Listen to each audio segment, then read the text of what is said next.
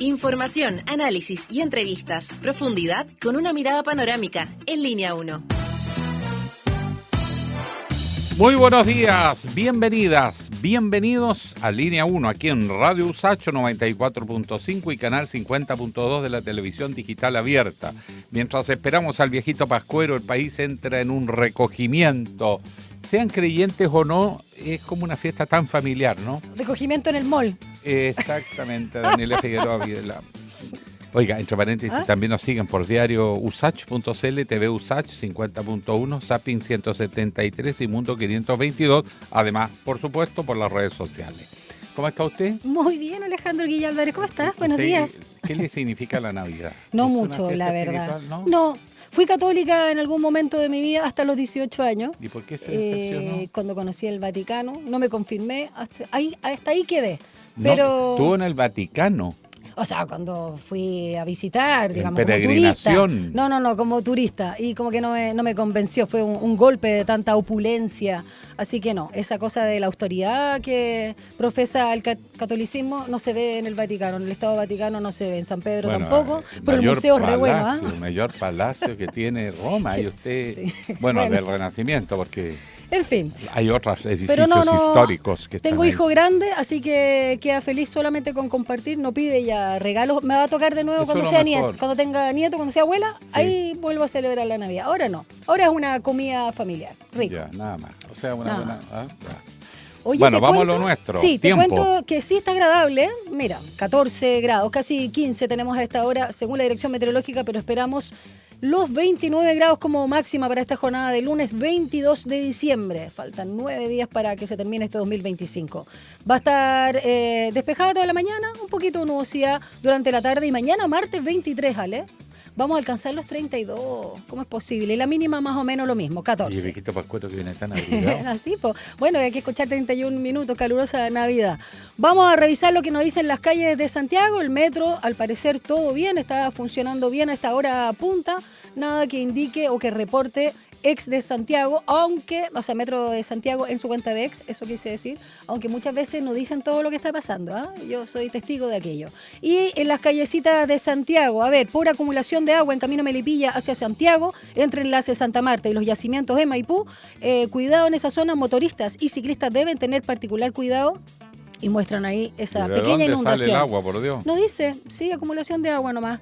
También restricción de tránsito en avenida Manuel Antonio Mata con Santa Luisa debido a una colisión de vehículos. Prefiere vía alternativa por trabajo de equipo de emergencia. Tránsito lento en ese punto. Esto en la comuna de Quilicura. Y lo último que te cuento es restricción de tránsito peatonal en pasaje Limarí entre Tocornal y Manuel Rodríguez. Esto en Puente Alto debido a procedimiento policial en desarrollo. Así que también optar por alternativa. Vamos con la pregunta del día, Alejandro Guille. ¿Usted conoce a María Pía? Una sola conozco.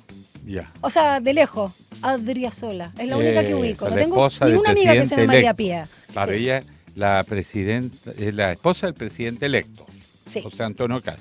Y ella es firme defensora del cargo de primera dama situada allí, en La Moneda. ¿Qué opinión tiene usted sobre eso? Bueno, más que yo, nuestros Público. auditores, claro, que tienen que votar por estas alternativas que están en @TVUSach, @RadioUsach. La primera dice lo siguiente, es irrelevante. ¿La segunda? El cargo. El cargo, sí, primera Ya. dama. Es anacrónico. Más bien, más que el cargo, claro, no solo el cargo, sino reponer.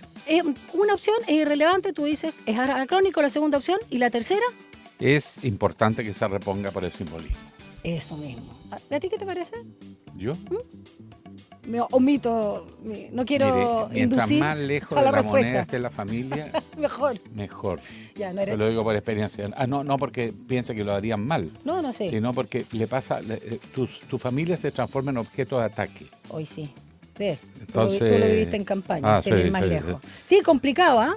Pero igual José Antonio Kast dijo que los hijos irán a, no sé, a tomar tecito, a visitar, pero no van a estar ahí.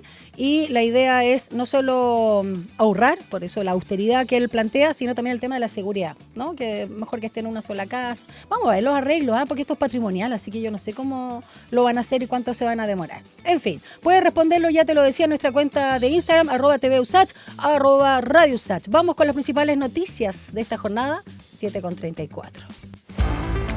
Titulares en Línea 1. El presidente electo José Antonio Kast va a reunirse hoy con la expresidenta Michelle Bachelet en su primer encuentro protocolar, instancia en la que van a abordar, entre otros temas, su eventual postulación a la Secretaría General de las Naciones Unidas. Además, Kast viajará luego a Ecuador para reunirse con el presidente Daniel Noboa, con una agenda centrada en la crisis migratoria, la cooperación contra el narcotráfico y las estrategias para enfrentar al crimen organizado.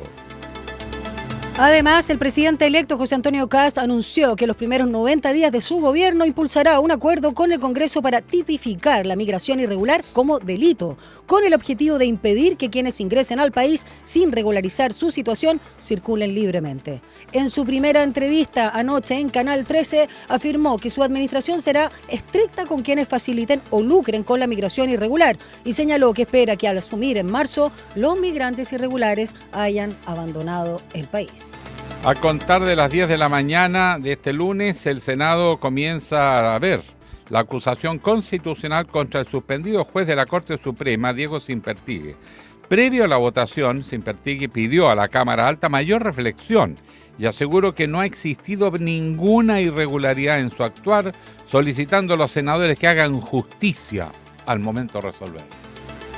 Este domingo se realizó una nueva jornada de formalización del caso conocido como Operación Apocalipsis, en la que están involucradas cerca de 70 personas entre civiles y funcionarios de Gendarmería. En la audiencia desarrollada en el 12º Juzgado de Garantía de Santiago, la Fiscalía expuso antecedentes sobre una extensa red criminal que operaba en distintos recintos penitenciarios, respaldada por escuchas telefónicas, miles de transacciones y registros audiovisuales. Un incendio forestal de gran magnitud afecta al sector de La Foresta y mantiene en alerta a las comunas de Zapallar y La Ligua en la región de Valparaíso. El siniestro ha consumido cerca de 100 hectáreas y deja de manera preliminar 2 personas lesionadas y una vivienda destruida debido al riesgo para la población. Se ha activado además el sistema de alerta para evacuar de forma preventiva alrededor de un centenar de vecinos del sector de la población 18 de septiembre en la comuna de Zapallar. Y en el ámbito internacional, Estados Unidos informó que este domingo mantiene una persecución activa para interceptar a un tercer petrolero en el Mar Caribe, cerca de las costas de Venezuela, por presunto tráfico de crudo sancionado. Según Washington, el buque pertenece a la denominada Flota Fantasma venezolana y navega con bandera falsa y está bajo orden judicial de incautación. Se trata del segundo tanquero que Estados Unidos intenta interceptar este fin de semana en el marco del endurecimiento de la presión contra el gobierno de Nicolás Maduro. Y en nuestro país, el mundo de la música lamenta el fallecimiento del cantautor Julio Segers Landa. Tenía 81 años y esta noticia fue confirmada este domingo por la Municipalidad de El Monte y también por la Sociedad Chilena de Derechos de Autor. Recordemos que Segers fue una figura ligada al movimiento del canto nuevo. Destacó por una extensa trayectoria como compositor e intérprete y fue autor de canciones emblemáticas como, por ejemplo, Los Pasajeros. También fue ganador del Festival de Viña del Mar en los años 1970 y 1973. 7:38. Un diálogo a fondo. Entrevistas en Línea 1. Bueno, tras la derrota ante José Antonio Kast en las elecciones presidenciales del domingo 14 de diciembre, distintas figuras del Frente Amplio, como Giorgio Jackson y el diputado Gonzalo Vinter, comenzaron a hacer una autocrítica respecto al rol que ha tenido la colectividad en los últimos años. Y la presidenta del Frente Amplio, Constanza Martínez, señaló que están desarrollando un proceso mayor, analizando el escenario con mirada de futuro. De este tema, de la autocrítica, pero también de lo que se viene, ¿con quién vamos a conversar? Con Simón Ramírez, secretario ejecutivo del Frente Amplio, que se encuentra aquí en el estudio, pero mire, llegó Contento. Incluso antes que abriéramos la radio. ¿Cómo estás, Simón? Muy buenos días. Muy bien, muchas gracias. Buenos días. ¿Qué estás leyendo? Fue puro copuchenta. Es una biografía de Karl Marx. Mira, Carlitos Marx. Sí, un gran filósofo, Marcelo Musto, muy recomendable. Muy bien. ¿Actualizando la ideología? Hay que mantenerla siempre actual. Sí, Me parece, ya. Siempre estudiando. Muy sí, bien. Me parece muy bien. La izquierda que no piensa se atrofia. Bueno, vamos a lo primero. El senador Quintana, que no fue reelecto, entre paréntesis, sostuvo que el gobierno fue un factor incidente en el resultado. Y han salido de todos lados que no, el presidente no. Bueno, pero está instalado cuáles son las causas de la derrota, porque la derrota fue más que dura. Y uno que sabe de derrota se lo puede decir de primera fuente. Sí. La firme, ¿hay autocrítica o no hay autocrítica? ¿Hay autocomplacencia?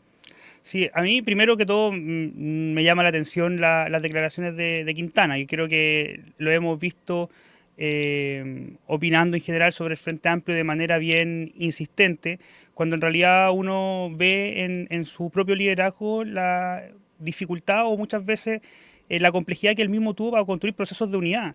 El propio Consejo Constitucional en la lista, él contribuyó a que, o intentó de dividir la lista unitaria de la centroizquierda y la izquierda en ese momento, y de hecho el PPD quedó solo, y eso ha sido repetitivo, y durante el último tiempo, en vez de abordar las propias falencias que ha tenido su propio partido, por ejemplo, y que se ha traducido electoralmente también, intenta en general de utilizar como chivo expiatorio una desviación de la atención, su preocupación constante por el Frente Amplio. Y creo que no es el camino. El camino más bien tiene que ser una crítica más bien fraterna entre distintos partidos que hoy día conformamos parte de una coalición en nacimiento, espero, pero que hemos venido trabajando juntos durante varios años ya, y que además parte importante de sus militantes estuvieron en el riñón del gobierno político al que hoy día él le atribuye la responsabilidad de la derrota. Entonces creo que es una mirada un poco estrecha.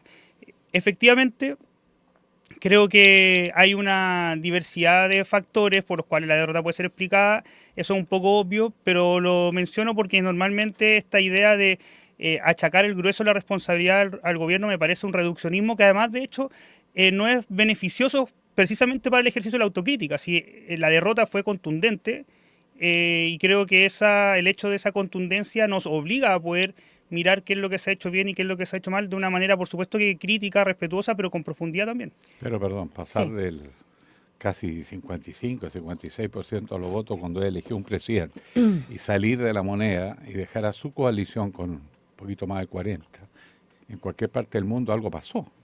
La pregunta es legítima. Sí, es legítima. No salieron las cosas como se esperaba. No, claro, pero cuando entre ese hito y el hito de la salida ocurrieron cosas como la irrupción de 6 millones de personas y su aparición electoral de un conjunto de ciudadanos y ciudadanas que durante mucho tiempo, probablemente parte de ellos durante toda su vida, nunca se habían manifestado electoralmente, es un hito extremadamente relevante, justamente porque, bueno, yo creo que todos cometimos el error inicialmente de pensar que las preferencias políticas de las personas que no votaban se distribuían de manera similar a las que votaban, pero en realidad hoy día, con los ojos de hoy, es absolutamente razonable que no fuera así, si de hecho no votaban.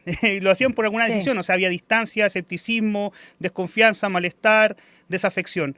Y eso es un hito que es muy relevante. Ahora, yo reconozco ahí que hay un problema importante, que es que en el ingreso de estos 6 millones de votos, cuando uno ve cuál fue la votación neta del presidente Boric en segunda vuelta del 2021, luego cuál es la votación del apruebo, el 2022, y cuál es la votación de Janet Jara en segunda vuelta, el arco de la izquierda y el progresismo, digamos, sumaron cerca de 500.000 o 600.000 votos en un contexto de crecimiento del padrón de 6 millones de votos. Eso es un problema importante, y ese problema, obviamente puede haber cosas del gobierno que yo creo que uno puede discutir, podemos discutirla, pero hay un problema más profundo, que es que efectivamente hay una distancia con esas personas que representan el Chile real, no solo el voto obligado, digamos, por parte de la izquierda, y creo que la reflexión profunda que tenemos que hacer hoy día tiene que ver con eso. Simón, voy a recoger una palabra que tú usaste, un término, en relación a la profundidad, y haciendo la analogía también con los grandes problemas que se plantearon del gobierno del presidente Boric, sobre todo a partir del 4 de septiembre de 2022. Porque claro, tanto Giorgio Jackson como Gonzalo Winter en las autocríticas hablan del proceso constitucional, hablan, por cierto, del rechazo, pero poco dicen de la torpeza quizás de que el gobierno, y en este caso el mismo presidente Boric en varias alocuciones, y todo el oficialismo, se haya casado, comprometido con este proceso, que debería haber estado por un camino paralelo, porque obviamente dependía de un resultado donde no estaba involucrado directamente el gobierno, aun cuando hubieron, digamos, convencionales que estuvieron, no, estaba bien, hubieron en este caso, estuvieron presentes ahí, obviamente elegidos, ¿no? Y toda la sensibilidad política. Pero el hecho de haberse casado, comprometido, puede haber sido una torpeza estratégica, que claramente lo vimos con los resultados. Y quiero agregar solamente también en el término profundidad lo que dice Interferencia este fin de semana, una nota de Maximiliano Alarcón, que es un reportaje pero tiene algo por supuesto de opinión. Dice: lo que Jackson no dijo en la autocrítica del Frente Amplio, se volvieron un partido instrumental sin profundidad ideológica. Partamos con el comprometerse con el proceso constituyente. Yo creo que el compromiso con el proceso constituyente era relevante, porque estábamos ante un proceso absolutamente inédito de nuestro país, que de alguna forma buscó canalizar institucionalmente parte de las demandas más profundas que tenía la ciudadanía en Chile. Efectivamente no lo hizo bien, por eso la ciudadanía después lo rechazó.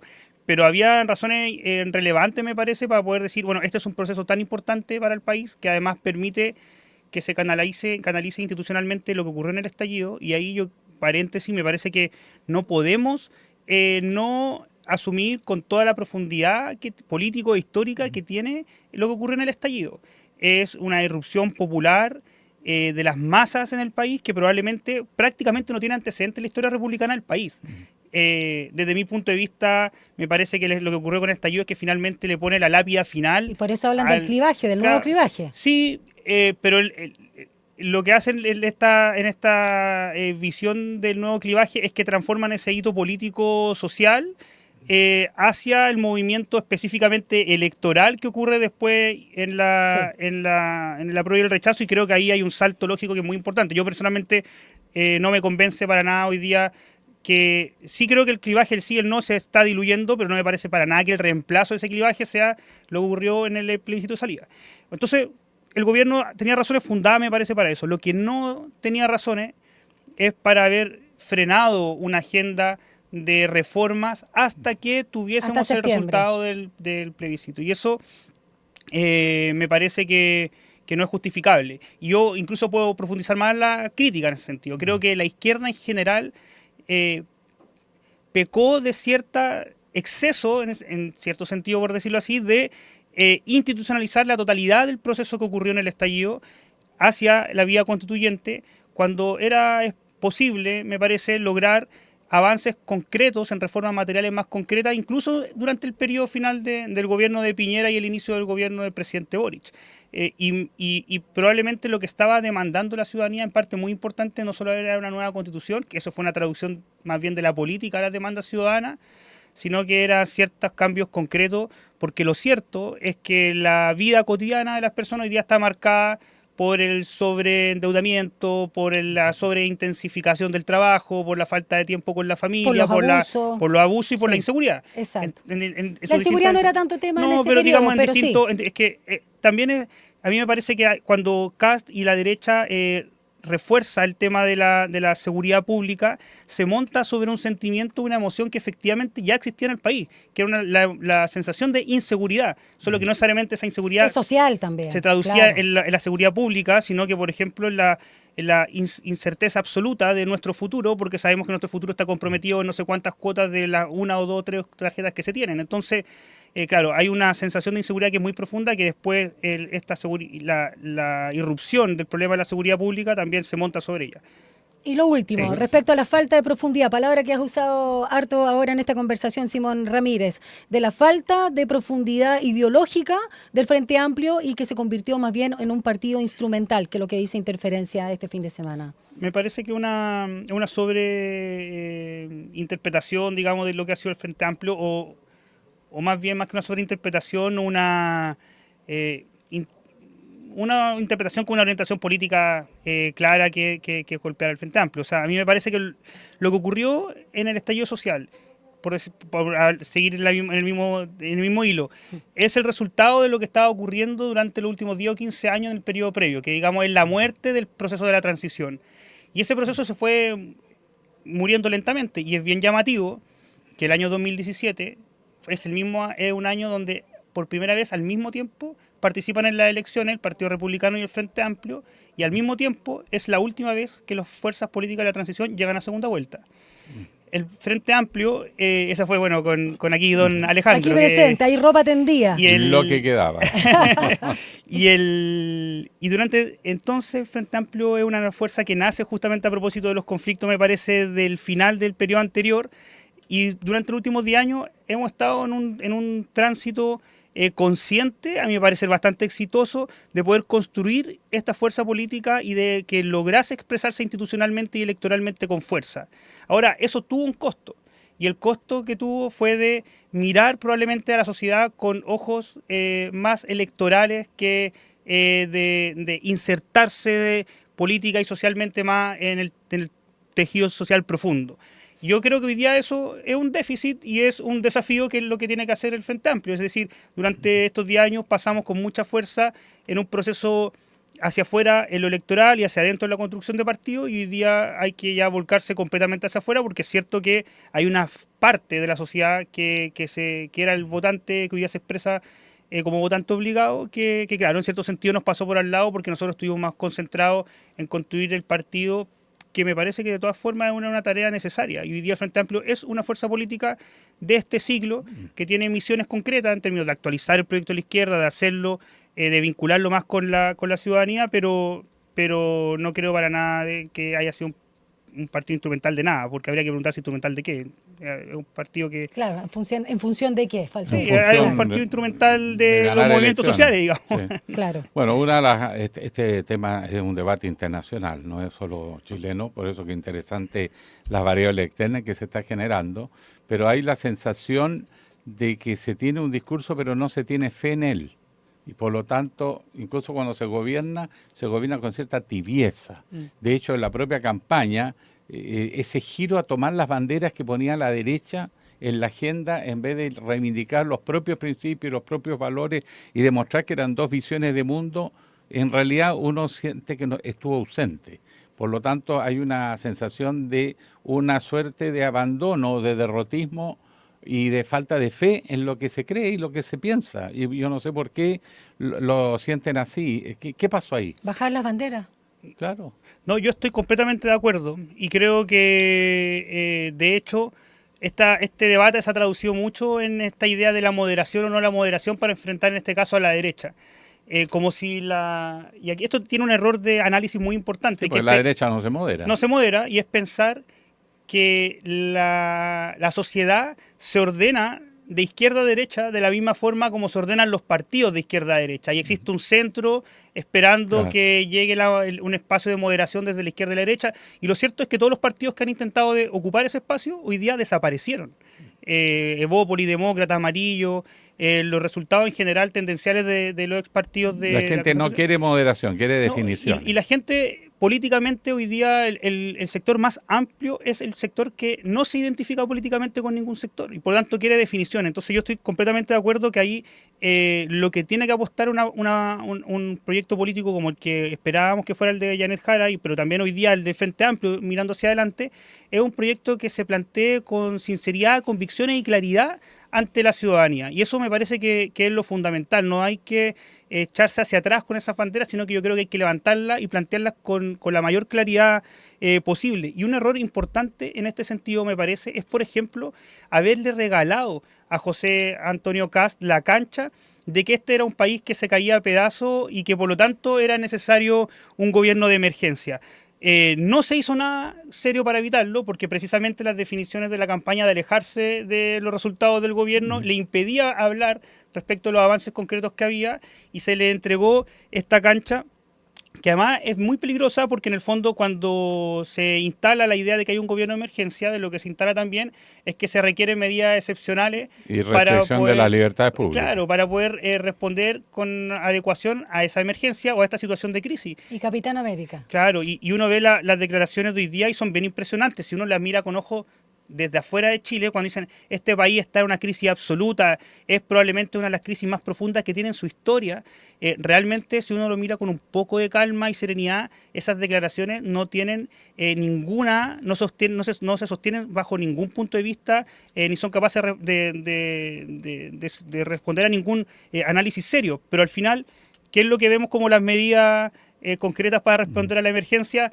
La suspensión de las 40 horas en las pymes, la eliminación de la indemnización por el servicio a cargo del empleador, la reducción de impuestos al corporativo, la eliminación de las contribuciones, y al final parece que en realidad esta emergencia era más bien una justificación para pegar un gran zarpazo más que intentar de responder a una situación crítica del país. Y el tema migratorio lo está llevando al Congreso. Sí, a propósito, solo quería añadir en relación a lo que dice Alejandro para ir cerrando, Simón Ramírez, secretario ejecutivo del Frente Amplio, es que algo que se le critica mucho al gobierno y en relación también a defender lo opuesto a este país que se cae a pedazos, que me parece que lo instaló la diputada Camila Flores, es que no supo comunicar bien sus logros, lo hizo tarde, toda la cantidad de logros que hubo. Eso en términos comunicacionales en general. Y ya que estamos hablando de autocríticas, algunos dicen que es un poco tarde, George Jackson hablaba del fin de un ciclo. Entonces, luego el Comité Central, claro, la pregunta es, ¿qué se viene ahora? Cuando el Partido Comunista, en voz de su presidente, Lautaro Carmona, no se entendió mucho si es que hizo una autocrítica o no, porque se dio un poquito de vuelta. Pero bueno, en fin, ¿cómo está el Frente Amplio en relación a lo que se viene? Y tiene muy buena presencia en el Congreso, de hecho. Sí. Yo sobre la comunicación creo que de nuevo hay varios niveles, pero efectivamente el gobierno me parece que puede haber comunicado mejor, pero tampoco se puede obviar la verdadera maquinaria de guerra comunicacional que ha montado la derecha, que tiene una movilización de capitales internacionales también muy importante y que se despliega en comunicación digital, en un monopolio, o sea, un oligopolio, un control en realidad de las cadenas más grandes de medios en el país, y eso instala agenda. Yo creo que sería ingenuo no asumirlo como parte del escenario que uno también hay que... ¿La oposición va a ir en un solo frente o hay algunos que plantean un frente socialdemócrata, PC, Frente Amplio, como tres que se entienden, pero que cada uno tiene autonomía? Nosotros hemos estado proponiendo desde noviembre del año pasado la importancia de que nos comportemos como coalición. Eso no elimina la posibilidad de que, por ejemplo, lo que ha estado impulsando el secretario general del PPD, que dice que hay que articular a las fuerzas más de centro, creo que está bien, me parece bien. Nosotros mismos hemos sido un ejemplo de intentar de superar la fragmentación política, porque eso también gana en claridad ante la ciudadanía. Y creo que la posibilidad de representar a un electorado que efectivamente está ahí, más allá de la discusión que teníamos delante, me parece importante. Pero lo fundamental es que más allá de esas aglomeraciones puntuales, la coalición pueda comportarse unitariamente hacia adelante frente al gobierno de Piñera para poder efectivamente estar atento y evitar cualquier tipo de retroceso que quiera desarrollarse durante su gobierno. Simón, para finalizar, el alcalde de Maipú, Tomás Bodanovich, junto con decir espero que algún día un alcalde sea presidente de Chile, señaló que todo funcionario contratado por confianza política tiene el deber de renunciar el 11 de marzo. Y esto es una crítica de alguna manera, o no ni siquiera de una manera, es una crítica o más bien un punto contrario a esta propuesta que ha hecho el gobierno, que el sector de la oposición ha llamado el amarre. ¿Qué piensas de las declaraciones de Tomás Bodanovich o de la misma iniciativa, digamos? Sí, me parece que absolutamente poco honesto llamar a esto un amarre. ¿Ya? Cuando uno contrata a un funcionario público en el Estado, cuando son de confianza, se le pone en su resolución de contratación que esa persona es de confianza de la autoridad y por lo tanto justamente los criterios que hoy día se están aprobando para garantizar la continuidad del empleo en los funcionarios públicos, como que haya confianza legítima, el criterio de la confianza legítima para los que tienen más de 2 años, no aplica. Por lo tanto, creo que uno puede estar completamente de acuerdo con la afirmación categórica del alcalde y con el protocolo de acuerdo de la ANEF con el gobierno, porque me parece que es absolutamente obvio que todas las personas contratadas por confianza política tienen que dejar sus cargos cuando un gobierno cambia, y al mismo tiempo me parece necesario que se generen garantías para que las personas que hoy día están a contrata en el gobierno puedan tener condiciones de estabilidad laboral, que es justamente también lo que se espera que el empleo público provea, porque el Estado no es una empresa privada, el Estado requiere de continuidad del servicio y eso es lo fundamental. Ahora, de nuevo, esto no es contradictorio con la necesidad de actualizar el estatuto administrativo, es una promesa pendiente, no nos olvidamos que el estatuto administrativo es una de las leyes de amarres de Pinochet y por lo tanto eso implica ajustes, modernizaciones, siempre resguardando las condiciones laborales, que me parece que es lo obvio. Muchas gracias, Simón Ramírez, secretario ejecutivo del Frente Amplio, con las autocríticas y bueno, que el camino que viene. Pero primero hay que digerir la crítica y la derrota para después con calma empezar a decir cómo seguimos. Vamos a una pausa. Gracias, Simón. Pues, Linda semana. Gracias, chao. que estén bien.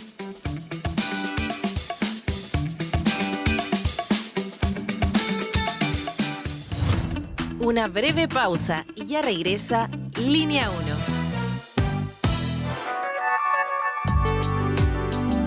Es la hora en Radio Usach.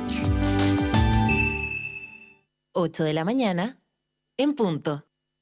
En Mimbu cumplimos 60 años construyendo casas que después se transforman en hogares, cada una con una historia distinta, como la de Esteban, que hoy puede tener su casa propia para vivir mejor junto a su familia en Arica. Mira el documental, infórmate y postula los subsidios en www.mimbu.cl. Mimbu, 60 años construyendo cambios. Ministerio de Vivienda y Urbanismo, Gobierno de Chile. Chile avanza contigo. Extensión Usach, Aula Records y Radio Usach presentan Notas de Colección, un recorrido por el repertorio universal de la música de tradición escrita, desde las obras y grabaciones más célebres de la historia hasta aquellos tesoros escondidos que guardan nuestros archivos. Martes y jueves a las 21 horas te invitamos a Notas de Colección, un aporte de Extensión Usach, Aula Records y Radio Usach. Nuevas voces. La nueva ley integral no tiene nombre, pero para mí se llama Ley Claudia, como yo. Y para mí se llama Ley Fernanda. Ley Daniela. Ley Valentina. Mónica. Sofía. Camila. Sara. Francisca. Villaray. Teresa. Carolina. Una nueva forma de abordar la violencia contra las mujeres. Una ley que no lleva el nombre de una sola, porque es una ley en nombre de todas. Conoce la nueva forma de abordar la violencia contra las mujeres en leyintegral.cl. Ministerio de la Mujer y la Equidad de Género. Gobierno de Chile. Chile avanza contigo. Cada domingo a la 1 de la tarde, una reunión imperdible con esas melodías y canciones que dejaron una huella en nuestras vidas. No quiero soñar 1000 veces más. Nada se pierde, todo se transforma. Te invitamos a viajar en el tiempo por los más diversos ritmos y géneros musicales junto a Ecos del Ayer, música para recordar. Ecos del Ayer. No lo olvides, Ecos del Ayer, cada domingo a la 1 de la tarde por Radio Usach. Nuevas voces.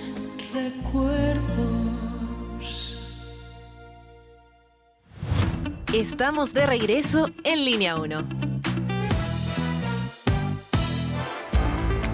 Titulares en Línea 1. El presidente electo, José Antonio Kast, se reunirá hoy con la expresidenta Michelle Bachelet en su primer encuentro protocolar, instancia en la que abordarán, entre otros temas, su eventual postulación a la Secretaría General de la ONU. Además, Kast viajará a Ecuador para reunirse con el presidente Daniel Noboa con una agenda centrada en la crisis migratoria, la cooperación contra el narcotráfico y las estrategias para enfrentar el crimen organizado. El presidente electo José Antonio Kast anunció que en los primeros 90 días de su gobierno impulsará un acuerdo con el Congreso para tipificar la migración irregular como un delito, con el objetivo de impedir que quienes ingresan al país sin regularizar su situación circulen libremente. En su primera entrevista en Canal 13, afirmó que su administración será estricta con quienes faciliten o lucren con la migración irregular y señaló que espera que, al asumir en marzo, los migrantes irregulares hayan abandonado el país. A contar de las 10 de la mañana de hoy lunes, el Senado votará la acusación constitucional contra el suspendido juez de la Corte Suprema, Diego Simpértigue. Previo a la votación, Simpértigue pidió a la Cámara Alta Mayor reflexión y aseguró que no ha existido ninguna irregularidad en su actuar, solicitando a los senadores que hagan justicia al momento de resolver. Un incendio forestal de gran magnitud está afectando al sector La Foresta y mantienen alerta a las comunas de Zapallar y La Ligua, eso en la región de Valparaíso. El siniestro consumió cerca de 100 hectáreas y deja de manera preliminar 2 personas lesionadas y una vivienda destruida. Debido al riesgo para la población, se activó el sistema de alerta SAE para evacuar de forma preventiva a alrededor de un centenar de vecinos del sector población 18 de septiembre en la comuna de Zapallar. Estados Unidos informó que este domingo mantiene una persecución activa para interceptar a un tercer petrolero en el Mar Caribe, cerca de las costas de Venezuela, por presunto tráfico de crudo sancionado. Según Washington, el buque pertenece a la denominada flota fantasma venezolana, que navega con bandera falsa y está bajo orden judicial de incautación. Se trata del segundo tanquero que Estados Unidos intenta interceptar este fin de semana, esto en el marco del endurecimiento de la presión contra el gobierno de Nicolás Maduro. El gobierno de China condenó este lunes la detención arbitraria de 3 petroleros venezolanos por parte del ejército de Estados Unidos y ha subrayado que estas acciones suponen una grave violación del derecho internacional.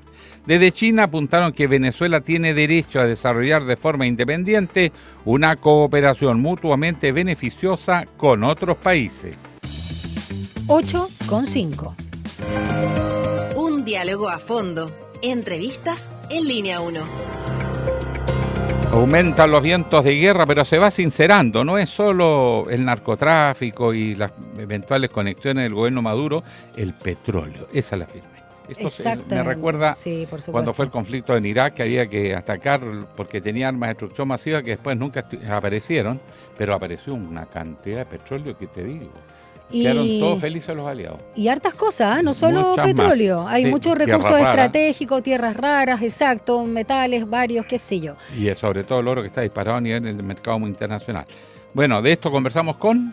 Vamos a hacer contacto con Guillermo Holzman, analista internacional y académico de la Universidad de Valparaíso, que ya está en contacto con nosotros, valga la redundancia. Muy buenos días, Guillermo, ¿cómo estás? ¿Qué tal, Daniela Alejandro? Muy buenos días. Muy buenos días. Muy buenos días, profesor Holzman. Vamos a pedir un segundito que arreglen ahí la comunicación porque se escucha medio metálico, hay interferencia. Ahí sí. Sí, hay alguien. A ver, ahí nos van a arreglar. A ver, 1, 2, 3. No, 1, 2, 3. Parece que es algo con tu comunicación. Vamos a pedir que arreglen, te van a llamar nuevamente. Lo vamos a llamar, sí, eso mejor, profe, porque a veces se pesca mal la línea. Para escucharte con fluidez. Estaba viendo, Ale, una nota bien buena que está en página 12, este medio argentino, que se llama El interés de Trump por Venezuela. No es únicamente por su petróleo, que es lo que estábamos comentando, y ahí habla de, todos los temas que les interesa, las tierras raras, este recurso también clave de la política exterior de la Casa Blanca, minerales críticos, aparte del petróleo, y bastante, recursos vitales. Bueno, ahora sí, Guillermo. Profesor Holzman. Ahora sí.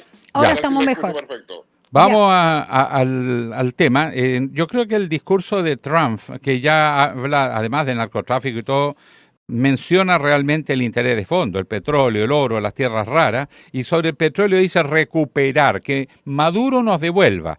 Pero eso involucra a otro plan que no tiene que ver con el narcotráfico ni sacar a Maduro, sino que incluso yo me pregunto a María Corina Machado, ¿qué dice frente a esto? ¿Le va a entregar el petróleo a Estados Unidos de vuelta? Porque además no es de vuelta, sino es de Estados Unidos. Sí, pues dicen que se lo robó. Bueno, ¿Cómo se va a robar lo que está en su territorio? Bien, la verdad que toda esa historia, ¿ahí me escuchan bien? Sí, ahora sí. Ya. Bueno, toda esa historia del robo del petróleo que acusa a Donald Trump se refiere básicamente a lo que hizo Hugo Chávez allá por el año 99 en términos de poder renacionalizar el petróleo de Estados Unidos y que en definitiva es lo que está acusando ahora con los nuevos argumentos Trump. Pero efectivamente, lo que le interesa a Estados Unidos en Venezuela es el oro, son las esmeraldas, el petróleo, por supuesto, y, aislar a un aliado de Irán en América del Sur y a su vez también, sacar a Maduro del poder. Ahora, en este escenario de objetivos, María Corina Machado lo comparte. ¿Está dispuesta a que Estados Unidos vuelva a recuperar el petróleo venezolano? Yo diría que no podría estar dispuesta. Recordemos que Corina Machado no es una persona de derecha. Probablemente va a estar dispuesta a un replanteamiento en torno a lo que eran las condiciones previas al año 1999, con modificaciones importantes respecto a las regalías que le corresponderían al gobierno venezolano, al Estado venezolano, y a la forma en que se produzca la explotación de todo ello. Y eso, si lo hace con Estados Unidos, también lo va a tener que hacer con Rusia, quien tiene un dominio importante en toda la zona de Esequibo, con acceso a todas las reservas que ahí están. En consecuencia, Corina Machado va a tener que hacer una negociación bastante más compleja de la que tenemos hasta ahora.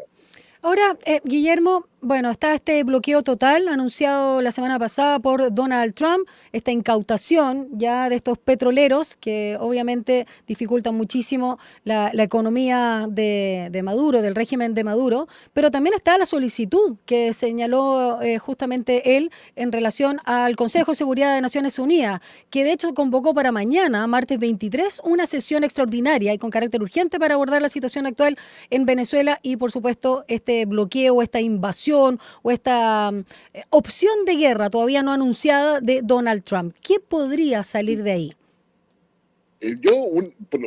A ver, la mejor opción es que salga una declaración, digamos, condenando los hechos, cosa que se considera poco probable, teniendo presente que Estados Unidos tiene poder de veto en el Consejo de Seguridad. En consecuencia, va a haber un amplio debate, se van a presentar las ponencias de cada uno de los integrantes del Consejo de Seguridad. Recordemos que son 15 los integrantes y solamente 5 tienen poder de veto, entre ellos Estados Unidos. Se va a escuchar todo ello, pero va a quedar en el acta, pero no necesariamente se va a aprobar una resolución. Entonces no, va a quedar en lo declarativo, con suerte. Y si es que se da esa declaración, no va a tener ningún impacto. Exactamente, no va a tener ningún impacto y la posición o la imposición diplomática o política que coloca Donald Trump es completamente disruptiva respecto al sistema internacional, es transaccional por otro lado, y lo que busca entre la lógica de Donald Trump es poder sacar a Nicolás Maduro de allí, y Marco Rubio lo que quiere es sacar al socialismo bolivariano de América Latina. Ahora, en este escenario que se está moviendo fuerte Estados Unidos, llama la atención que Rusia se limita a una declaración. En los conflictos anteriores había aportado incluso personal militar y armamento. Ahora son declaraciones. Y China otro tanto. ¿Esto significa que aquí ya se produjo la repartija entre los chinos, los rusos y los norteamericanos del mapa mundial? Sí, definitivamente a nivel mundial hay un mundo multipolar, al menos con 3 potencias o 4, donde está Estados Unidos, Rusia, China e India, y la Unión Europea cada vez más atrás en torno a cómo participa en este reordenamiento del poder. En esa perspectiva, tanto Rusia como China están tomando distancia, mientras se les asegure que la zona de influencia que tienen tanto en Venezuela como en otros países de América Latina se mantengan sin mayores modificaciones, cosa que considero tanto difícil, pero sí van a mantener su presencia sin lugar a dudas tanto en Venezuela como en otros países. Ahora, en lo interno, cuando también Alejandro ha presentado varias veces, digamos, una crítica de alguna manera por la ausencia que ha habido en el debate presidencial, que ya finaliza, por supuesto, con el triunfo de José Antonio Kast, del tema internacional, bien amplio, y sobre todo en las relaciones con Estados Unidos. El presidente electo José Antonio Kast ya habla de narcodictador, ¿no? Ya se plantea así frente a Maduro, y dice que le tiene sin cuidado las amenazas que hace justamente el mandatario venezolano. ¿Cómo podrían llevarse, a tu juicio, las relaciones entre Chile con todo lo que ya ha sucedido y en el tema de migración que tanto le importa en este estado de emergencia que ha presentado o que se ha comprometido José Antonio Kast, cuando la mayoría, por supuesto, de la situación que nos aqueja hoy con las personas irregulares y sobre todo con el tema de la delincuencia están teñidos de alguna manera con una nacionalidad? Y eso lo han hecho saber sobre todo la derecha en su discurso también muy punitivo, de castigo o de estigma. ¿Qué te parece el planteamiento, sobre todo, respecto a lo que fue Boric en el primer periodo? A ver, definitivamente lo que va a hacer José Antonio Kast, conforme lo ha declarado, es ordenar la casa por dentro, y eso supone la expulsión o la salida voluntaria o obligatoria de todos los inmigrantes irregulares que están en Chile. Eso implica no solamente hacer un censo de todo ello, sino que además significa dar las facilidades con un costo asociado para que abandonen el país en forma voluntaria puedan irse efectivamente digamos, por vía terrestre, que significa pasar por Perú, Ecuador, digamos, Colombia, o por charter que pueden llegar a Venezuela o a Colombia eventualmente. Recordemos que las relaciones entre Chile y Colombia están suspendidas, perdón, entre Chile y Venezuela están suspendidas. Sí. Por lo tanto, ahí se requiere hacer un puente humanitario para poder sacar a los inmigrantes. En esa perspectiva, coincide con Estados Unidos en torno a una política dura con los inmigrantes y probablemente Estados Unidos va a presionar a José Antonio Kast en términos de que avance todo ello, brindándole el apoyo necesario en términos probablemente de información o de información de inteligencia para poder ir estableciendo quiénes son los que se encuentran en Chile, verificar si tienen alguna causa pendiente en Estados Unidos y lo pueda enviar a Estados Unidos si es necesario. En esa perspectiva, lo que hace José Antonio Kast es poder colocar el gobierno de emergencia como una prioridad en temas de seguridad y aprovecha de poder hacer un guiño a Donald Trump con a lo que es Nicolás Maduro, esperándose de que eventualmente José Antonio Kast en el curso del primer semestre pueda estar viajando en visita oficial a Estados Unidos, que sería probablemente lo que se esperaría. Ahora, en este movimiento del gobierno nuevo, el gobierno electo hacia Estados Unidos, por lo menos la parte diplomática, suscitan una serie de preguntas. Primero, si Venezuela y Estados Unidos están realmente al borde de una guerra ya más formal, a pesar que las acciones que hemos visto son acciones de guerra. Atacar los barcos del rival, bloquearle los cielos, eso significa que ya hay acciones de guerra, pero una suerte de invasión. ¿Cómo se va a jugar el gobierno? ¿Cómo es predecible que se jugaría el gobierno del presidente Kast? ¿Aceptaría una invasión en América Latina? Eso va contra toda política internacional de Chile en 2 siglos. A ver, conociendo un poco lo que es el programa de José Antonio Kast y la perspectiva que tiene, no debería apoyar una invasión terrestre sobre Venezuela. La única novedad sobre ello es que previo a eso haya un ataque de Venezuela sobre fuerzas estadounidenses o haya una acción militar que empiece en Venezuela y que sea claramente como atribuible a ello. Como eso es muy poco probable, la probabilidad de que Estados Unidos entre en guerra con Venezuela no solamente requiere la aprobación del Congreso estadounidense, sino que requiere mucho más despliegue de tropa para poder hacer una invasión en forma y asegurar el resultado. Y eso probablemente Donald Trump no lo va a aceptar. Ahí eso va a chocar contra la opinión que tiene Marco Rubio a ese respecto, en términos de usar toda la capacidad militar de Estados Unidos para poder sacar a Nicolás Maduro de allí. Ahora, la posición de Kast no podría ser otra más que rechazar una invasión o una guerra de esa naturaleza y, digamos, solicitar la utilización de todos los recursos políticos y diplomáticos disponibles para poder evitar justamente esa confrontación. Eso sería lo coherente con la política exterior de Chile de los últimos 100 años. Sigamos con la política exterior. Guillermo Holtzman, bueno, hoy ya lo señalábamos, José Antonio Kast viaja a Ecuador y se va a reunir ahí con Daniel Noboa, presidente de dicho país, para conversar sobre la crisis migratoria y también desafíos, dijo él, en materia de seguridad y desarrollo comercial entre ambos países, fortalecer la relación bilateral entre Chile y Ecuador. Y hará lo propio en enero en Perú, viajará a inicios de año 2026 para también ahí reunirse con José Gerí y del mismo modo fortalecer la coordinación regional. ¿Qué señales está enviando a tu juicio con estos encuentros luego que tuvo con Milei y con, ¿cómo se llama esta máquina? La máquina esa que... La motosierra incluida.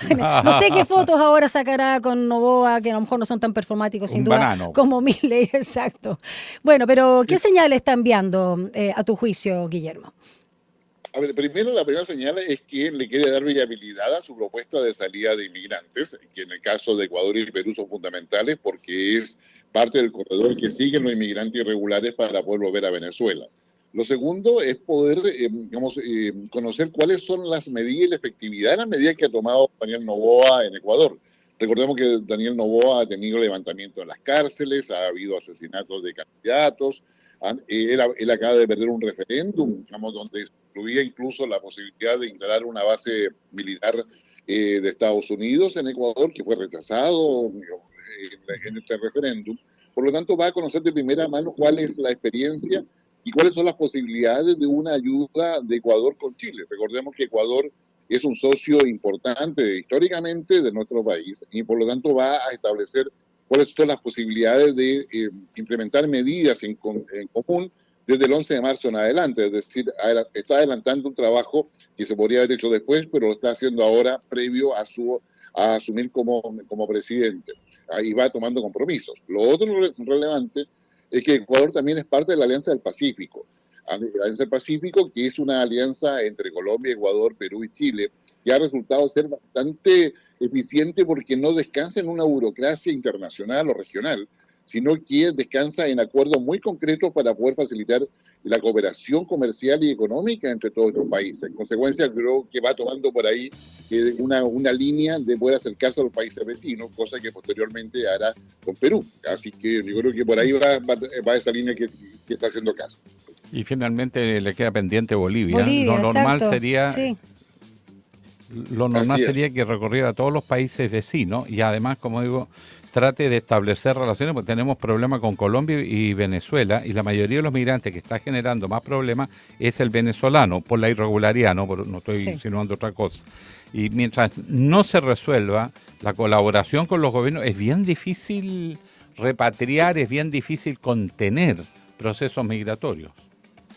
Igual le tiró la pelota al Congreso, hay que decirlo. Claro, ahora vamos a ver si efectivamente logra. Actualmente, como ser un inmigrante regular es solamente una falta, es decir, tiene que presentar el juzgado de policía local, cumplir formalidades administrativas, pero no conlleva prisión, salvo que cometa delito, por supuesto. Y al transformar la migración irregular en un delito, se permite la persecución penal y efectivamente, colocar la cárcel, la prisión, como una de las penas a los inmigrantes irregulares. Muchas gracias. Perdona, una duda, profesor Holman, solamente. ¿Es legal eso de que por la vía de una ley en Chile se regularice y sea aceptado por el derecho internacional, las cortes internacional? Porque la migración hasta ahora, yo entiendo, un derecho, más allá que esté mal hecha, que sean flujos terribles, que no esté controlado, finalmente es problema de los estados, no del migrante que tiene derecho a migrar. Efectivamente, Naciones Unidas tiene un acuerdo que establece la migración como un derecho humano a nivel internacional. Sin embargo, en ese mismo acuerdo que Chile firmó y adhirió a ello, deja en libertad para que los países coloquen las propias normas en las cuales ese derecho se va a hacer realidad en cada país. Chile todavía puede colocar, mediante la interna, restricciones o regulaciones, pero no puede impedir la inmigración, la puede regular, pero no la puede impedir. Eso es lo relevante que tenemos hoy día y que donde apunta justamente los Antonio Cas con esta propuesta de una ley del Congreso. Claro, cómo este derecho se enfrenta a las políticas restrictivas de cada país. Muchas gracias, Guillermo Holzman, analista internacional académico de la Universidad de Valparaíso. Qué rico estás allá, ¿no? Así es, estamos acá en la región de Valparaíso con un sol que amenaza con ya el verano aporta completamente. Ufa. Después del solsticio, ¿qué vamos a hacer? Pero igual 23 grados la máxima en Valpoi, bastante más agradable que Santiago. El aire marino. Gracias, profesor Gracias, Holman. Guillermo. Un abrazo. Listo, gracias. Un abrazo. Un saludo a todo el equipo y felices fiestas. Gracias, igualmente. Lo vamos a pasar bien, profesor. No sabe usted. Ya estamos preparándonos para mañana. Eso. Ya, sigamos. 8 Una pausa. 23. Un análisis profundo y con contexto. Llegamos a Estación Editorial. Enganchemos con lo que estábamos conversando con el profesor Holzman y que tiene que ver con la pregunta: ¿cómo será la política exterior del presidente electo, José Antonio Cas, y cómo se va a situar en medio de un conflicto mundial entre las grandes potencias que ya se están repartiendo el mundo? Dicho sea de paso, en todas estas negociaciones, se dice que en la conversación con Putin en Alaska ya hubo repartija, ya le dijo: Europa es tuyo, no te metas demasiado, algunas reglas sí, y Estados Unidos se retira. Y después con China también hubo reuniones por ahí donde se dijo más o menos cuál es el mapa del Asia, donde le reconoce pleno desempeño, donde tiene algunas resistencias, porque son países norteamericanos, son aliados como Australia, Nueva Zelanda, Filipinas, Japón y Corea del Sur. Y el resto se lo deja un poco a China y Estados Unidos reivindica plenamente América Latina. Entonces la pregunta es, Chile, en los 200 años de vida republicana, siempre mantuvo el principio de la autonomía y la soberanía en su política exterior. Hay periodos medios oscuros, como el término de la Segunda Guerra Mundial, cuando Estados Unidos forzó al gobierno de Gabriel González Videla a poner al Partido Comunista en clandestinidad y adherir abiertamente con la política norteamericana en el conflicto con la Unión Soviética. Y tuvo cierto efecto, pero duró poco, porque el propio general Ibáñez, cuando fue presidente al final de su periodo, en los años la moneda. 52, claro, 52 hasta el 58, al 58 él, antes de irse, le saca la prohibición al Partido Comunista y ratifica siempre que Chile se ha manejado con autonomía, sobre todo de Estados Unidos.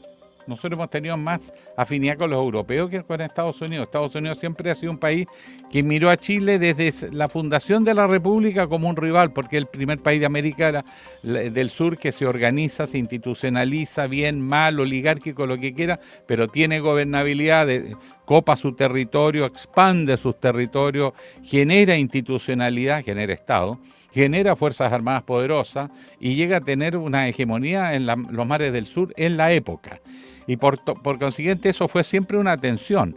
Recordemos que en el siglo XX, con esa excepción que mencioné, tanto Frei Montalva como el presidente Ricardo Lagos tuvo entreveros con Estados Unidos en materia diplomática y condenó ciertas acciones o no respaldó acciones, el caso Santo Domingo o la guerra en Irak, donde andaban buscando, según decían, armas de destrucción masiva y en realidad andaban detrás del petróleo. Entonces la pregunta es si Kast va a tener el carácter, la decisión, la política de preservar la soberanía de Chile hasta con dignidad, porque también hay aquí un tema de prestigio, de imagen de país.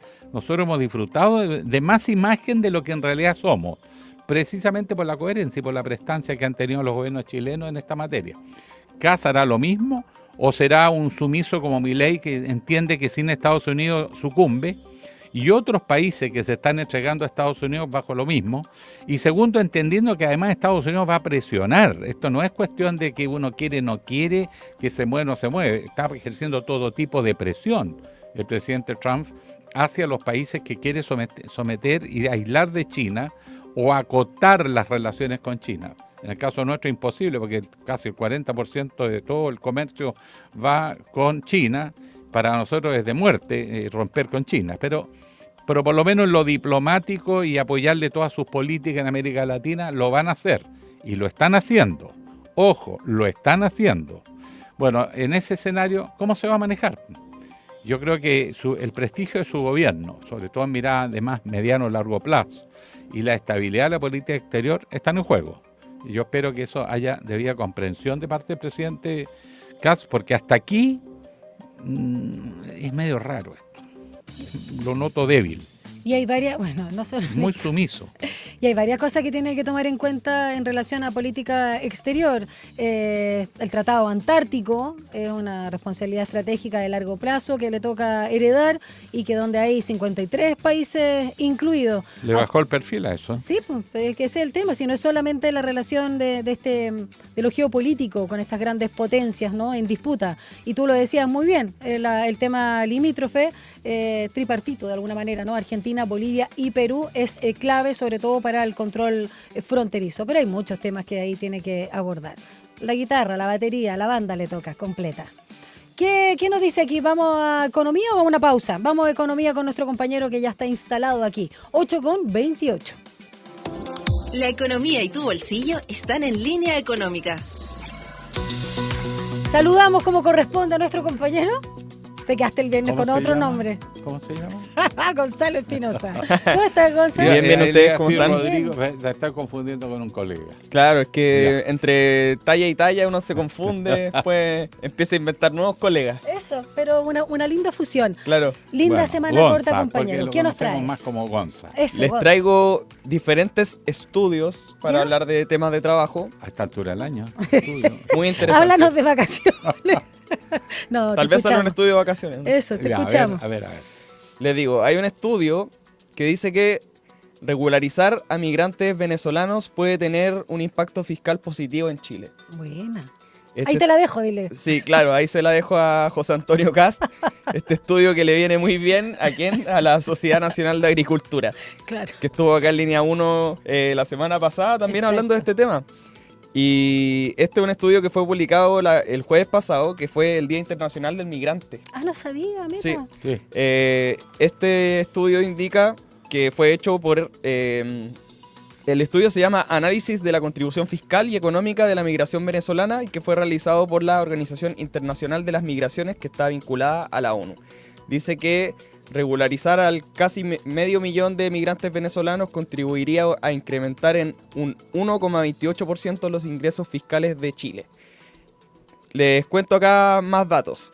El documento cifra en 669.400 la población actual de migrantes venezolanos en Chile y subraya que es la que tiene una mayor intención de permanecer en el país y no volver a su patria de toda la región, con un 82%. O sea, Que van a ir a altísimo. Venezuela, que está al borde, ya está en guerra con claro, Estados al Unidos. borde de una guerra no quieren volver. Dice que la migración venezolana aportó con 409,7 millones de dólares a la economía chilena en 2022, que eso corresponde a un 1,03% de los ingresos fiscales totales en Chile y que equivale a un 0,15% del Producto Interno Bruto. Si se eliminaran las barreras de regularización y laborales, el aporte podría subir a 510 millones de dólares y esto elevaría el impacto al 1,28% de la recaudación fiscal total. Otras cosas que también destacan de Chile, que dice que es el país con más formalización de toda América Latina, lo que permite al Estado capturar mejor estas contribuciones que podrían dar los migrantes en el país. Mira. Cuando el migrante tiene situación legal, trabaja, recibe remuneración razonable de acuerdo al mercado y no lo abusan, pero también pagan impuestos, pagan por los servicios y aportan más de lo que gastan. Ojo con eso. Sí. Sí, muy interesante sin duda El este problema estudio. son los irregulares, porque ahí abusan de ellos, muchos quedan en el desamparo y terminan en manos del crimen organizado. Exacto. Eso también es verdad. Hay siempre factores negativos. Vamos con otro estudio sobre trabajo independiente, que dice que la mayoría de los trabajadores independientes son profesionales y la principal preocupación de este segmento es la falta de certeza en los ingresos. Según el INE, el Instituto Nacional de Estadísticas, en el trimestre de agosto a octubre hubo casi 1.900.000 trabajadores independientes, una cifra que cayó un 0,44% en comparación al año pasado. Estos trabajadores independientes no son solamente personas que se dedican a trabajar, valga la redundancia, de manera independiente, sino que también incluyen a personas que tienen un trabajo formal y que además tienen un trabajo independiente. Su pololito. Claro, un pololito para generar más plata. Este estudio, que fue directamente a preguntarle a estas personas por sus condiciones, es un estudio llamado Descifra, que es una alianza entre Copesa y la agencia de comunicaciones Artul. Y dice que de estos trabajadores, 7 de cada 10 trabajan solo como independientes, lo que les contaba antes. Un 29% combina esta modalidad con un empleo dependiente para complementar ingresos. La mayoría son hombres, el 64% frente a un 36% de mujeres. Predominan las personas entre 45 y 64 años y se concentran mayoritariamente en grupos socioeconómicos altos. Mira. Eso lo encontré muy interesante. Dice que la mitad de los trabajadores independientes presta servicios profesionales como asesorías, consultorías, trabajos especializados. Más atrás aparecen otros rubros como el comercio y ventas y oficios. Eso sería un 10% y un comercio y ventas un 12%. Dice que es una elección o una etapa de transición. Dice que cerca de un tercio, especialmente jóvenes y personas de menores ingresos, está buscando activamente un empleo formal, Pero como no tienen posibilidades por ahora, el trabajo independiente se ve como una etapa más que una decisión definitiva. ¿Por qué eligen la independencia? Algunos lo hacen porque dicen que tiene más flexibilidad y autonomía y les da también la posibilidad de este complemento de ganar más dinero. ¿Qué dice también? Que hay preocupaciones dentro de este segmento, que 2 de cada 3 personas mencionan que la incertidumbre de ingresos es el principal problema asociado a trabajar como independiente y que esto afecta directamente su bienestar emocional. Un 38% manifiesta que tiene cansancio físico y un 33% se manifiesta presionado por los clientes y los plazos que son diferentes al que tiene uno cuando está en el trabajo formal. Mira, interesante Costo los de la estudios que nos independencia. trajiste el día de hoy. Pero el futuro va por ahí, trabajo independiente. Sí, sí. O al menos esa mixtura hasta el minuto. Como lo que tú señalabas en el último estudio. Me llamó la atención no el target, al contrario, como que me calzó, ¿no? Sobre 45 a 60 años, por ahí en ese margen, pero sí que era de los estratos altos principalmente. Claro. Sí, curioso. Muy interesante los estudios que nos trajiste, Gonzalo Espinosa. Muchas gracias en tu sección de economía. Vamos a una pausa porque ya tenemos un invitado acá esperando entrar al estudio. Una breve pausa y ya regresa Línea 1.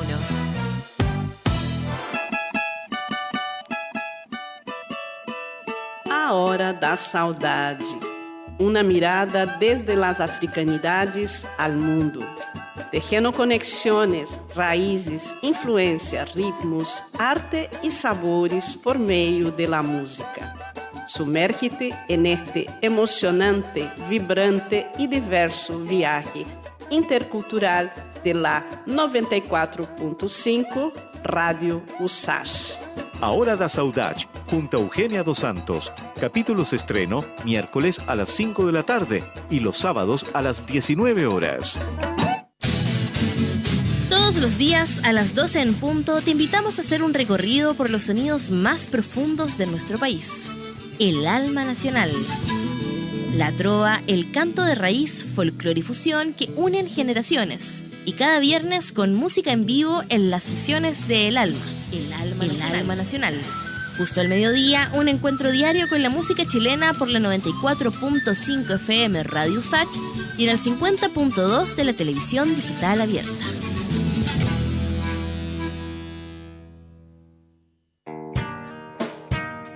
Cada domingo a la 1 de la tarde, una reunión imperdible con esas melodías y canciones que dejaron una huella en nuestras vidas. No quiero soñar 1000 veces la Nada se pierde, todo se transforma. Te invitamos a viajar en el tiempo por los más diversos ritmos y géneros musicales junto a Ecos del Ayer, música para recordar.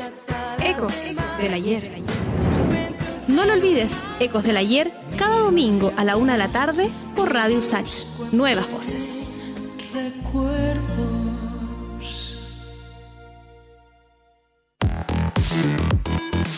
La crisis climática, los alcances de la inteligencia artificial, la ciencia de frontera, la economía, la salud, la educación.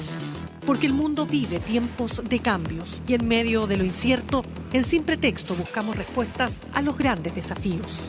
El futuro nos inquieta, pero sabemos que se escribe en el presente. Te invitamos a una conversación profunda. Soy Mirna Schindler y te acompaño de lunes a viernes a las 6 de la tarde en Radio USACH. Sin Pretexto. Estamos de regreso en Línea 1. Un diálogo a fondo. Entrevistas en Línea 1. Bueno, la Agrupación Nacional de Empleados Fiscales, la ANEF, no suscribió el acuerdo de reajuste del sector público y aseguró que deteriora los salarios de las y los trabajadores. Esto al contemplar solo un ajuste gradual y limitado del IPC, y además se pagan 2 cuotas. Ojo con eso. Por otro lado, la ANEF también entró en el debate por la norma presentada por el gobierno para restringir el despido de trabajadores del sector público, incluida en el reajuste. Y al respecto señaló que no se trata, más bien la dirigencia de la ANEF, de un amarre, y destacó que la medida termina con los despidos justificados. Eso fue lo que dijo también y aclaró el punto el ministro Elizalde. Bueno, de estos temas, ¿con qué vamos a conversar precisamente acá en el estudio, Alejandro? Con el presidente de la ANEF, José Pérez ya está aquí con nosotros. Una vez más. Presidente. Muchas gracias. Presidente. Hay tantos presidentes acá. No, Nuestro pero presidente. Este de verdad.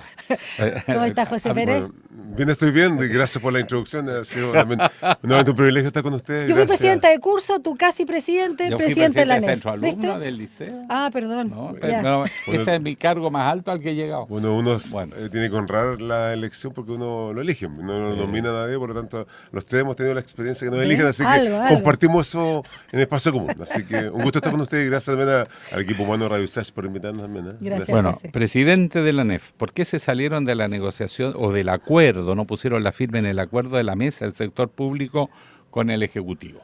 Solo en el punto focal del reajuste.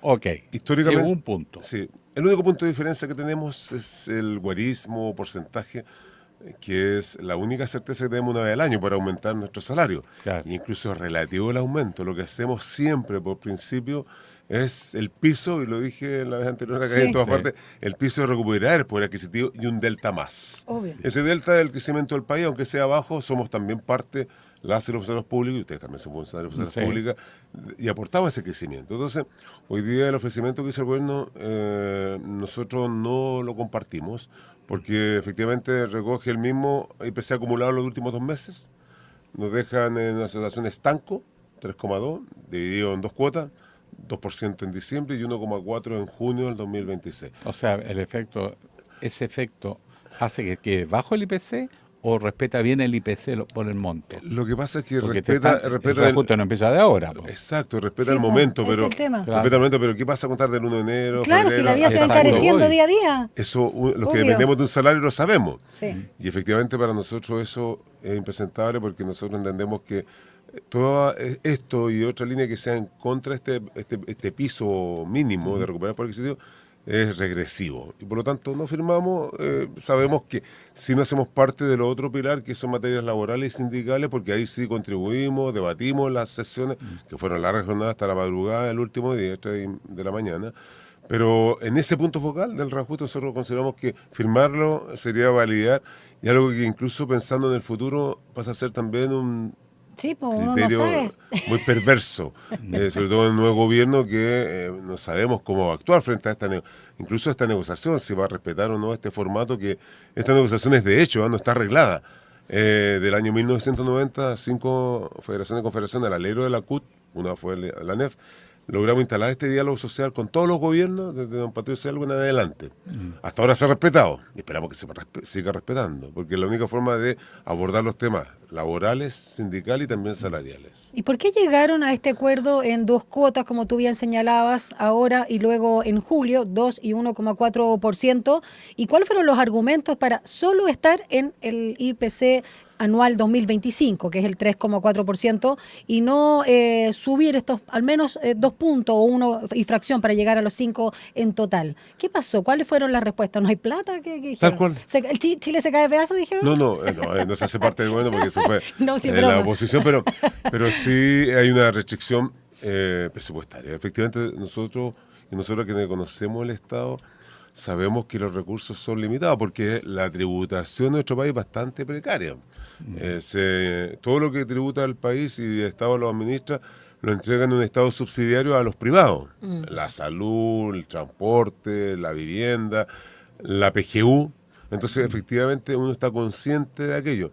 Sin embargo, no podemos asumir las y los trabajadores públicos, esto digamos que tiene relación con que no tenemos caja.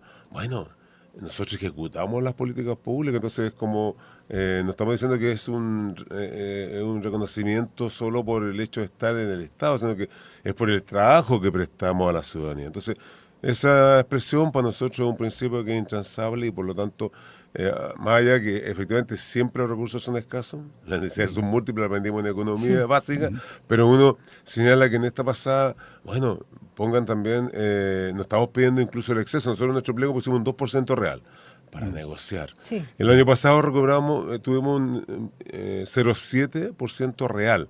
Eso es marginal si uno lo mira, pero es importante para quienes dependemos de un salario. Incluso esta negociación, como también lo recordamos, impacta aquí en aquellas personas, trabajadores y trabajadoras en el sector privado que no tienen sindicato, entonces ayuda mucho también Sí, en esa línea establecer referencial. Exacto.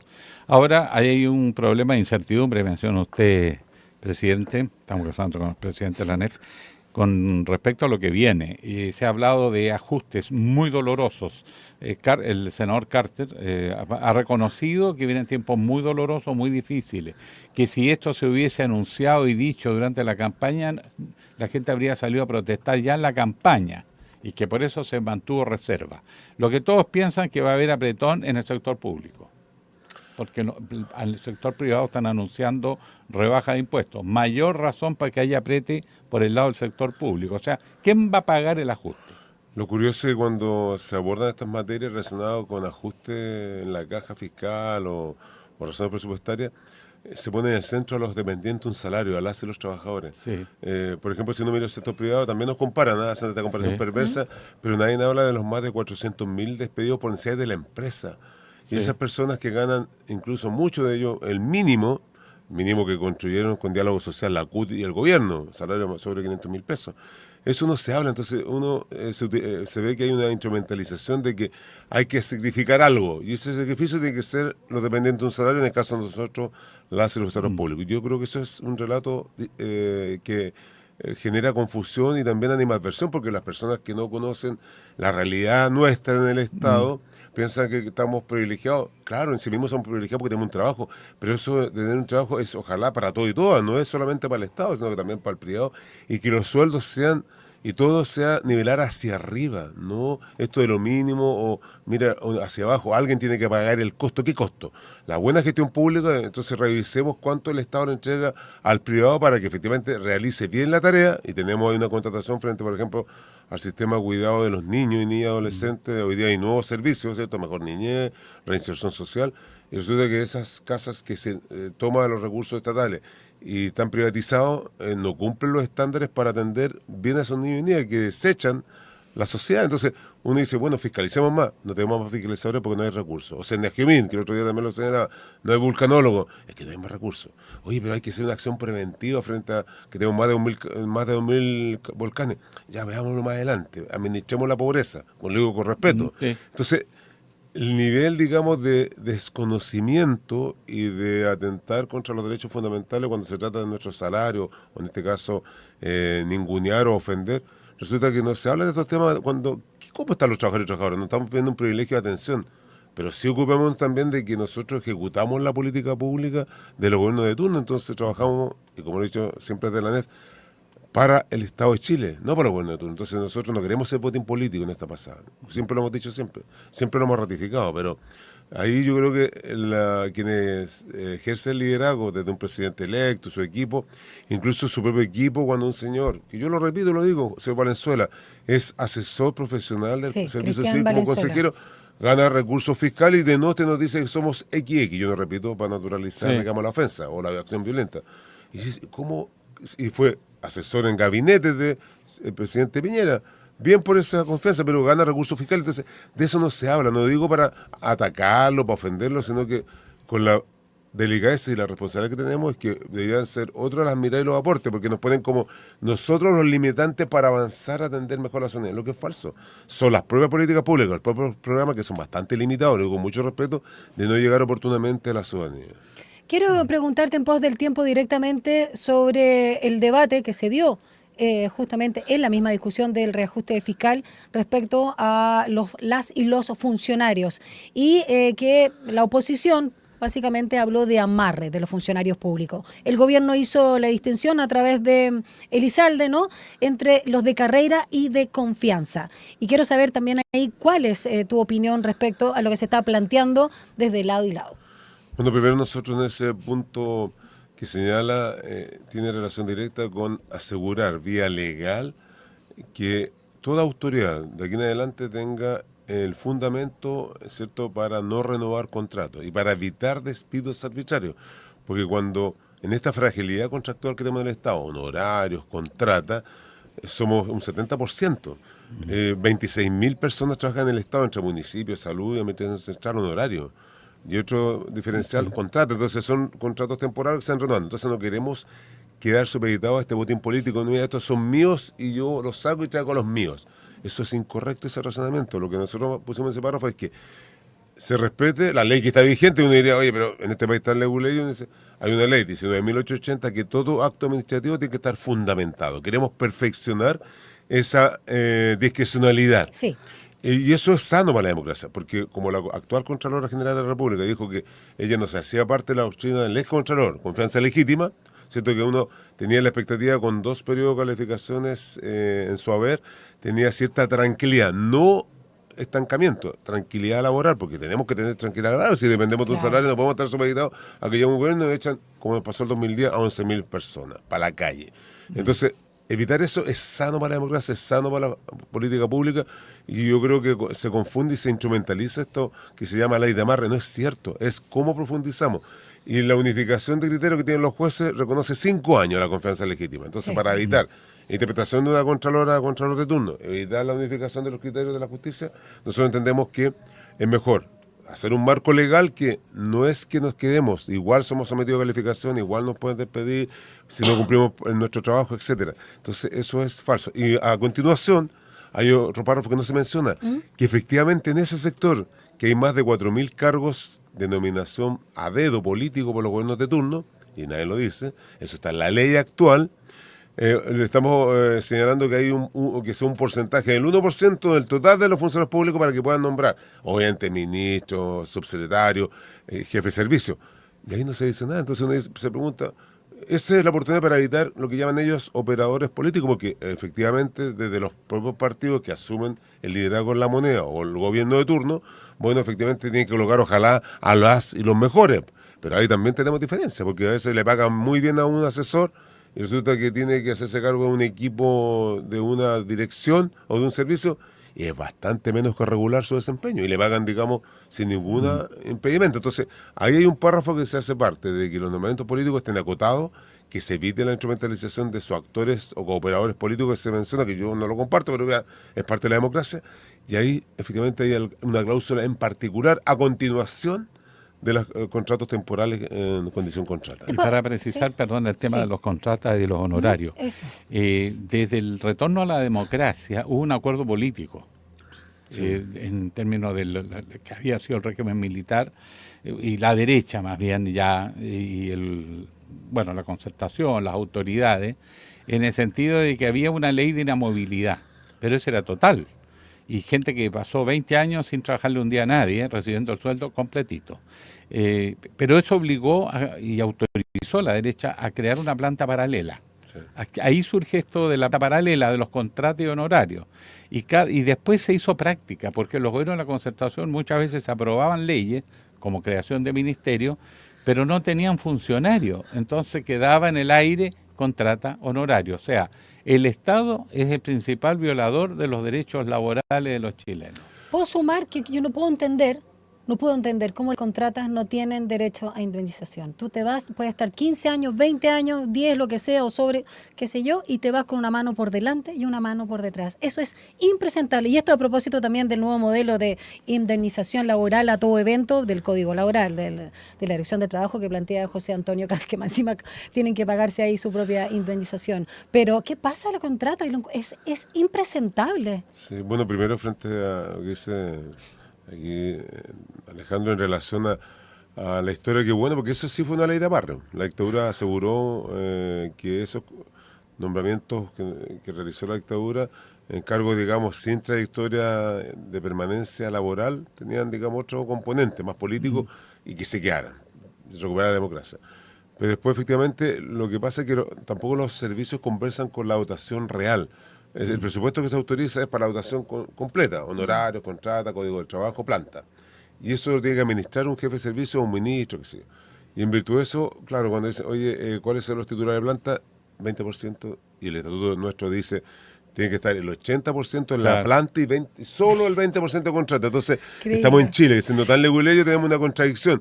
Ese es el punto focal que debemos entender. Nosotros tenemos una propuesta, y siempre lo hemos relevado. El año 2000, estaba Raúl de la Puente Peña como presidente de la NEF, y logramos ahí instalar una negociación muy maciza por 3 años. En el MOPGATE se nos echó a perder la negociación por razones obvias.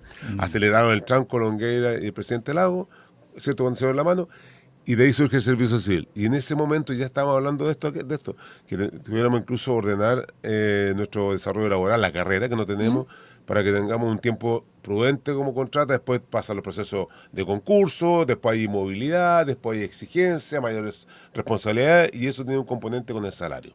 Eso es trabajo decente hoy día, que acuñamos ese concepto moderno en el sindicalismo. Entonces uno dice, ¿cómo conversa esta condición precaria? Efectivamente, uno cuando lo despiden arbitrariamente, porque ese es el punto, evitar la discrecionalidad en una coyuntura electoral, para no convertirnos en botín político. Porque si no, quedamos supeditados a que, ¿seré yo, señor, el que seré yo? No, es que un profesional seco con doctorado, el 2010 lo perdimos. Es decir, muchas gracias, hasta luego. Viene otro que yo voy a nombrar porque es mejor, que pasó en la empresa, estuvo en el extranjero 10 años y sabe mejor que todo acá lo que debe hacerse mejor. No es así, no es cierto. Eso es un mito. Y ahí nosotros invocamos este respeto a esta condición precaria contractual y avancemos a modernizar. Tenemos muchos documentos, mucha historia, pero no podemos llegar a hacer un carácter o un mensaje que distorsione la realidad y que además contamine a la ciudadanía, porque también nos ofenden cuando la ciudadanía dice, ahí están pues ellos son los que tienen sueldo, bien, tranquilos.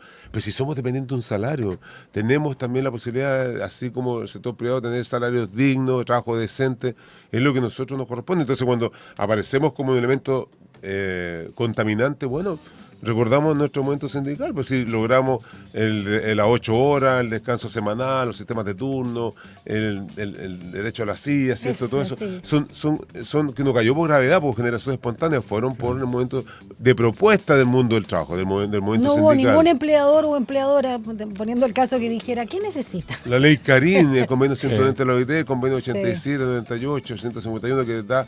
Entonces hoy día todo eso que es una madurez para nosotros, no se presenta en lugares donde hay vocería, en el Congreso menos, o también en la moneda, cuando alguien se sienta, digamos, amenazando a las y los funcionarios públicos. Eso es dañino porque esas personas tienen familia, tienen proyectos de vida, tienen compromisos donde su sueldo está comprometido. Entonces, ¿cómo no vamos a guardar silencio frente a ello? Por lo tanto, si tocan a uno o a una, nos tocan a todos y a todas. Muchas gracias, don José Pérez, presidente de la ANEF. Que tenga fiestas positivas que vienen ya. ¿Creen y que el próximo año sea mejor, sobre todo en este ámbito, ¿no? De las y los trabajadores del sector público. El mejor regalo creo que es tranquilidad de vida, una paz también, armonía y mucha sabiduría para enfrentar lo que viene, pero también que tengamos tranquilidad. ¿Ah? ¿Y el aguinaldo en qué quedó al final? Sí, quedó establecido. Ya, pero ahora panero. Están los bonos. Eso está. No, sí, está, no, el 3,4 tuvo un incremento en nuestro salario ahora en diciembre. Eso porque los bonos y aguinaldo y todo quedó el año pasado amarrado. Ya no hay que negociarlo aparte o en cada uno. Eso quedó fijo. Por lo tanto, una ventaja. Pero sí el reajuste se va en 2 cuotas y los otros componentes laborales y sindicales. Y esto parte el 5 de enero en el Congreso y ahí vamos a estar presentes temprano para defender esa parte que nosotros también contribuimos como ANEF en aquello que hoy día suscribieron nuestros otros compañeros y compañeras, pero nosotros en el punto del guarismo tenemos diferencia. Gracias, José Pérez. Muchas gracias. Que lo pasen muy bien y gracias por la invitación. Y un abrazo al equipo humano de esta radio USACH. Esta radio siempre amiga. Siempre cercana a los trabajadores. Vamos a revisar la agenda para esta jornada del lunes 22. Faltan 4 minutos para las 9 de la mañana. Las noticias que marcarán la jornada. Ahora, la agenda del día. Bueno, a partir de las 10 de la mañana comienza a verse la acusación constitucional contra el magistrado Diego Simpertigue. Eso es en el Senado. Se considera que va a durar hasta total despacho, porque va a estar en la mañana las presentaciones, las defensas y en la tarde la votación con justificación del voto de cada senador. Tiene para largo. La entrevista que dio ayer domingo en Mesa Central, en realidad se le vio bastante preocupado. Y cero me acuerdo. No, cero, no, todo era una coincidencia, todo lo que se le acusa. Más autocomplaciente que el oficialismo. Vamos con la agenda de reuniones de José Antonio Kast, presidente electo de Chile. A las 11 de la mañana se reúne con la contralora Dorothy Pérez. A las 11:30 se reúne con la presidenta del Banco Central, Rosana Acosta. Y a la 1 de la tarde se reúne con la expresidenta Michelle Bachelet. Y luego se va a Ecuador. Exactamente, bien suscitado a su jornada. Vamos con los resultados de la pregunta del día, ¿Ale? Sí, María Pía, para que usted sepa, así como dice la Michelle, ahora tengo que decir María Pía. María Pía de Adriasola, es la esposa del presidente electo. Y ella propuso reponer el cargo de primera dama en el Palacio de la Moneda. Entonces, ¿qué le parece al público nuestro? 5% dice que es importante que se reponga. 64% dice que es irrelevante. Y 31% dijo que es anacrónico. Parece que no les gusta ir a la primera dama a los chilenos. No, es que ya el nombre... Juanita el nombre Aguirre mal. de Aguirre Cerda. Sí, pero no. ¿No? No. María Ruiz Tagle. O sea, bueno, para la época sí. Y a mí me suena por eso lo mismo anacrónico. No voté, pero yo hubiera votado por esa opción.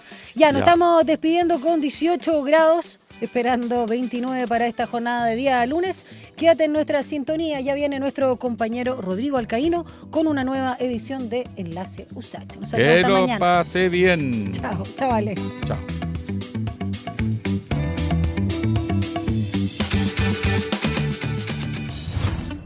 Información, análisis y entrevistas. Profundidad con una mirada panorámica en Línea 1.